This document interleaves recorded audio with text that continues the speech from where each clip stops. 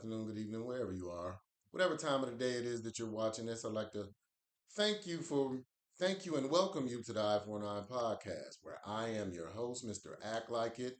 I appreciate you making it out today, like I previously said. Have you if you haven't had an opportunity to check out previous videos, please take a look at my YouTube. Tell me what you think. We're just getting started, but I do believe there's a lot greater things to come in the future. So thank you for following, thank you for subscribing, and thank you for checking out this video. Today we're going to talk about a particular subject that I think all of us can relate to. Today we're going to talk about a particular cliche that we've heard before, which is ignorance is no excuse. Now, we've all heard that, and to a certain extent, it's okay not to know certain things. But I think if you're looking to move forward in their life, you have to approach it with a certain type of attitude. And that particular attitude is it is my responsibility to know as much as I possibly can in order to make the soundest decisions that I can make. Now, this isn't always easy. Sometimes people try to withhold information from you. Sometimes you just don't know what you just don't know.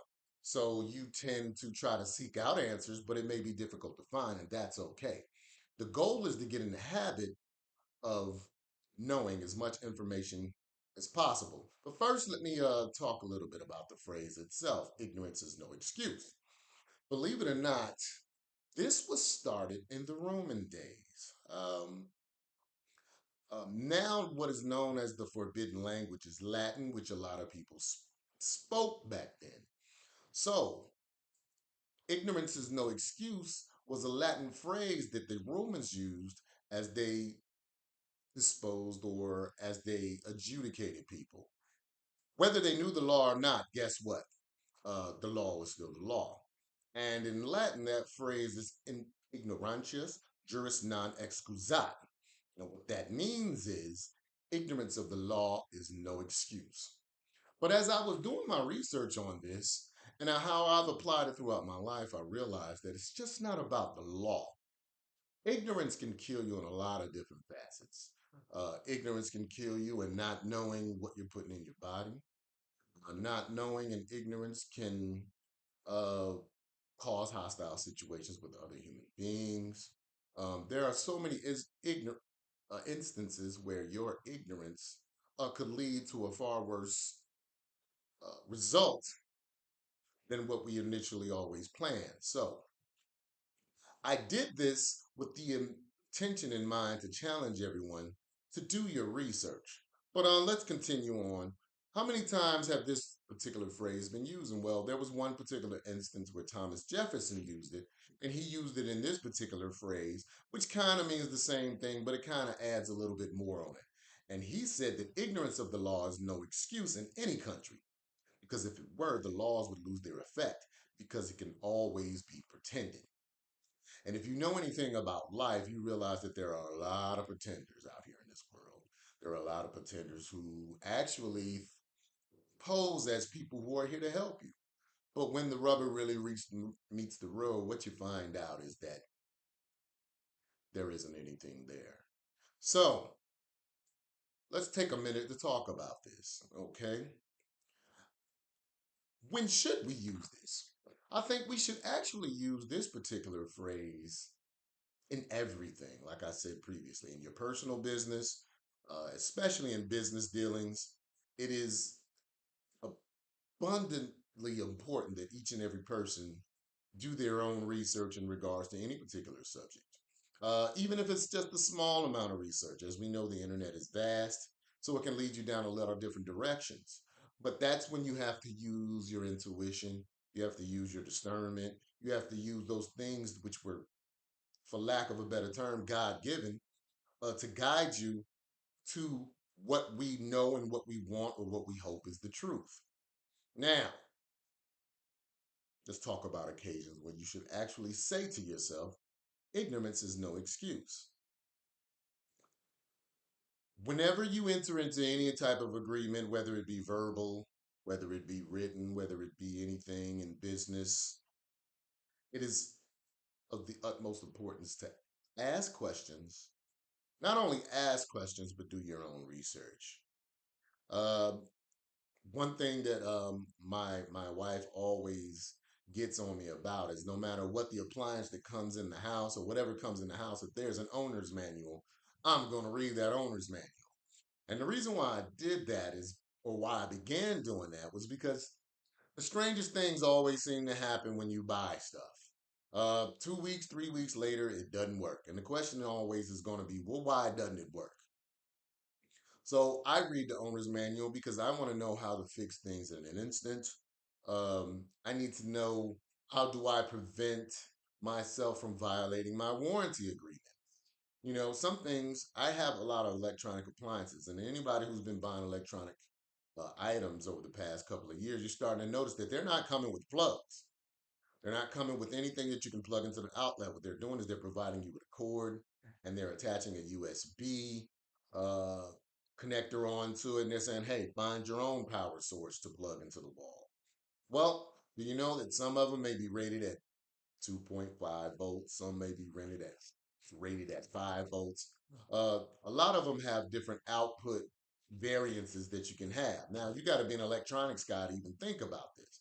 Think about it this way: if you have that USB port plugged into a 2.5 volt plug, and yet your item is rated for a 1.5, and you put it in there and it works for 3 days, and now it's not working anywhere, it's possible that there was a circuit blown. Why? Because you had too much voltage running to this particular item.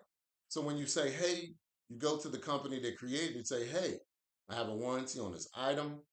I've registered it. I've done everything that you asked, but it's not working after 3 days. They'll usually request that you send it in. When you send it in, they'll do a short, small diagnostic, and they'll usually come back and say, hey, look, we're sending you out a new item, or we're going to repair it, and we'll send this one back to you. That's usually what happens. But there's always the rare occasion, believe it or not, where you begin to send that item in, and then they send you a letter saying, "Hey, you violated the warranty. This was rated at two. This was rated at 1.5 volts. It appears that you used something higher than that, and it blew the circuit board, which doesn't usually happen on regular use. So therefore, we're not going to honor your warranty. So now you've wasted money. You're ticked off. You're sending bad reviews. You're doing everything that you can to kind of make them, and maybe they in fact will, depending on the brouhaha that you've created. They may just decide that it's, hey, the juice isn't worth the squeeze. Why don't we just send them a new item? So, that's one way that it can work out in your favor. However, believe it or not, it's still your obligation to know that you were supposed to use a 1.5 volt outlet. So, moving forward, well, how would you act? Well, you're going to make sure that the USB port that you have is rated for the proper amount of voltage to ensure that they, in fact, the item is being used exactly how it's supposed to. That's just one instance. I'm going to tell you a little story, and this happened to me, and this is when I really learned my lesson. So bear with me for a minute, okay? Back in about 2000, about the end of 2007, 2008, I was living in a city called Lexington Park, Maryland. All right, and I was working for this company where I used to build the V-22 Osprey as an electronics technician. And what happened was, I was coming about to the end of my time there in Maryland, and I was ready to move on. I was ready to look for other opportunities. I was ready to live in another place. That particular city just wasn't popping to me, popping enough rather. So I began to look other places. My lease was coming to an end. When my lease came to an end, I did not move out. In fact, I went into what they call a month-to-month rental, which is basically every 30 days you're renewing that particular lease rather than the 1 year or the 18 months or the 24-month lease or a 6-month lease or whatever you sign. So I thought I had it all figured out. When it was time to leave, I walked in 30 days prior to the date I wanted to be out of the apartment. I had a nice letterhead, everything signed, notarized, thought I was good to go. Gave it to him, walked out confident as ever, moved on with my life. About a year later, I moved on to another city. I'm, moving forward with life. I had not actually rented another apartment at the time. I was staying in hotels because you want to make sure before you settle down that this is the right place for you. That may be the right workplace for you. It may just be the right type of people that you want to be around, or having access to family, whatever the case may be. That's fine. All of that is fine. Well, I decided, okay, now I'm going to start looking for a place to live. So my credit history was fine. Unfortunately, they had something that I didn't even know about called a rental history, which is separate from your credit history, because I would think that if there was any money owed, it would show up on your credit history. No, it showed up in my rental history. So the lady pulled my rental history up. She's like, "You got an eviction." I'm like, "That's absolutely impossible. I've never had an eviction before in my life. How the heck do I have an eviction?" So I started to look into it. Come to find out, the very same place that I typed a nice letterhead up for, walked in and presented it to one of the leasing agents. Um, she told me thank you. I thought I had did everything right. They had it in writing. Come to find out that they considered me as leaving and but not giving proper notice. So because I didn't give a proper notice, and they realized the apartment was no longer inhabited, and they didn't have anybody to push right into that apartment, they actually went to the courts and processed an eviction. And they had to notify me, but they didn't have a forwarding address. Why? Because I was going from place to place at the time. So now I have an eviction on my record. So I'm calling all around trying to find out, well, where the heck did this come from? About 2 years later, I finally figure it out. I actually talked to a lawyer friend of mine. He told me that according to my lease, it said that I had to submit my intent to move or intent to vacate 30 days prior, like I did, minimum. But also, I had to send it through certified mail, or I needed to be provided with a receipt of my notification, both of which I did not do. But it said it right there in my lease. And I remember reading through my lease, but I misinterpreted it in my lease. So that was that. Lesson learned. Make sure you read all your paperwork. Make sure you do your research. Make sure you ask questions. Um, After that, I learned my lesson, so I ended up having to pay the $7,000 back in order to clear it off my debt. $7,000 for an apartment that I didn't live in.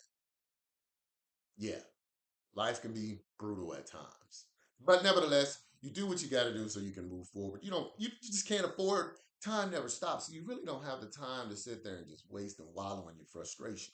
You kind of have to just figure out the next step and move forward. But that may be a subject for another day. We're talking about why ignorance is no excuse. I'll give you another instance in my life where I felt like research and doing the proper research is important. Dating. It is important that you look at a person's history, ask questions, talk to family, talk to friends, talk to whomever if you're deciding that you want to be in a serious monogamous relationship. Because what you'll find out is habits are habits. You're going to run across someone who's maybe not as keen as they say on committing to a relationship. You can find that out. As a matter of fact, my current wife, before we got married, I did my research. I asked family, I asked friends, I asked everyone that I knew, and what I was getting back was the same story. You don't hear too much about her in the streets, which was important to me. I checked her social media. She didn't really have herself exposed out there like that all the time. Um, she presented the type of lady that I would want in public. A little bit more to that. I mean, I had to do my research on how she behaves in private. And I didn't see anything that I thought was alarming. We all kind of have our, humans, and we have a past. Not that hers was negative, hers was not. But I'm just saying in regards to me, being a Marine, being well traveled, there's a certain stigma that comes along with those type of activities. People naturally assume that you're just kind of wild and out there. Maybe I was, maybe I wasn't. who's to say it's all? Sometimes it's a matter of perspective. But anyway, so I did the research. I felt confident and comfortable with whom I was entering into a relationship with, and now we are married.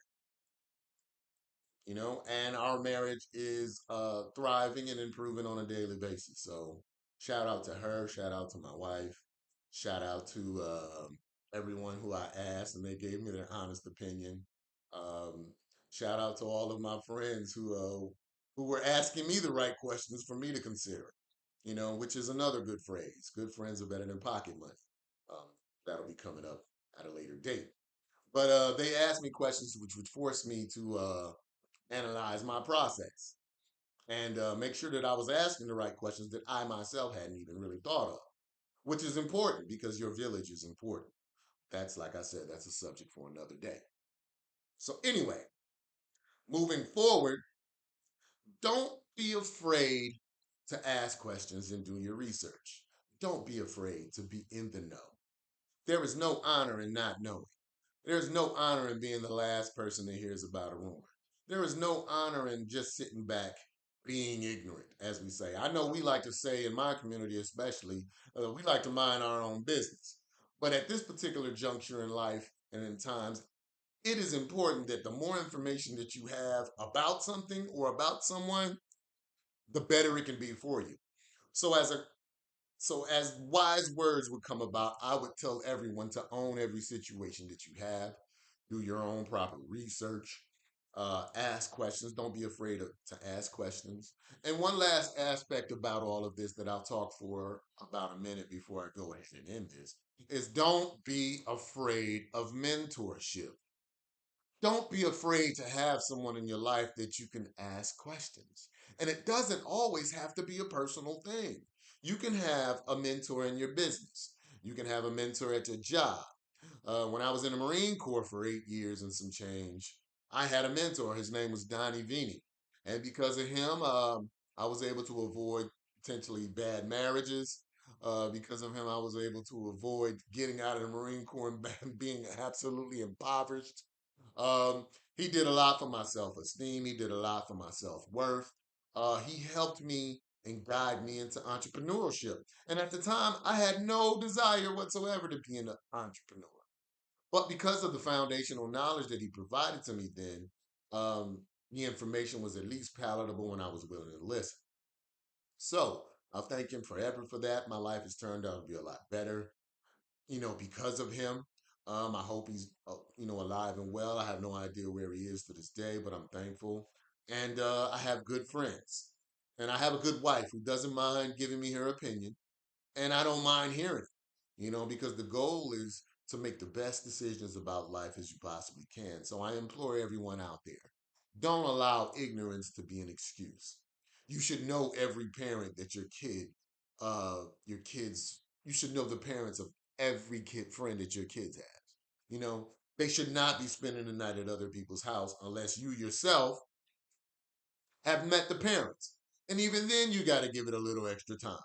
All right. So let's keep all of these things in mind. Stop closing your eyes to information. Now, there's a lot of bad information, I would agree. And I would actually say that it can be a lot more bad than good.